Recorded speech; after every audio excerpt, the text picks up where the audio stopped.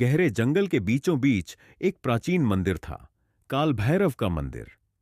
गांव के बुजुर्गों का कहना था कि वहां कोई नहीं जाता, क्योंकि जो भी अंदर गया कभी लौटकर नहीं आया। लेकिन साहस से भरे युवक अर्जुन को अंधविश्वासों पर यकीन नहीं था। एक रात वह मंदिर के रहस्य को उजागर करने निकल पड़ा। चंद्रमा धुंध के पीछे छिपा था और हवाएं किसी अनजानी भाषा में फुसफुसा रही थीं। अर्जुन ने मंदिर के भीतर कदम रखा। दीपक बुझ चुके थे, दीवारों पर उकेरी गई भैरव की मूर्तियां उसे घूरती सी महसूस हो रही थीं। तभी उसने सुना करुण चीखें, किसी के रोने की आवाज। आवाजों के पीछे चलते हुए वह गर्भगृह तक पहुंचा, जहां एक स्त्री मूर्ति बनी हुई थी। उसके पत्थर के नेत्रों से लाल रक्त की बूंदें टपक रही थीं। अर्जुन स्तब्ध रह गया।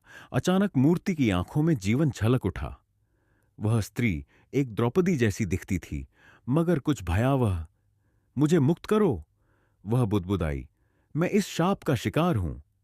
अर्जुन ने मूर्ति को छूने की कोशिश की, तभी उसके हाथ जलने लगे। वह पीछे हट गया। मंदिर की दीवारों पर उकेरी गई मूर्तियां धीरे धीरे जीवंत होने लगीं। अर्धनर, पशु रूपधारी देव, रक्त रंजित भैरव। अर्जुन समझ गया, यह मंदिर किसी देवी का नहीं, किसी भयानक शाप का केंद्र था। तुम्हें डर नहीं लग रहा अर्जुन? स्त्री ने कहा। उसकी आवाज अब गंभीर और गहरी हो गई थी। अर्जुन ने चौंक कर उसकी ओर देखा। वह अब कोई पीड़िता नहीं थी। उसके होंठों पर एक विकृत मुस्कान थी।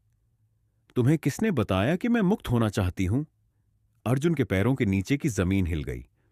उसने भागने की कोशिश की, लेकिन उसके पैर किसी अदृश्य शक्ति ने जकड़ लिए। उसकी आंखों के सामने अंधेरा छा गया। सुबह गांव के कुछ लोग मंदिर के पास से गुजरे तो देखा, मूर्ति की जगह अब अर्जुन था, पत्थर बना हुआ, और उसकी आंखों से लाल रक्त टपक रहा था।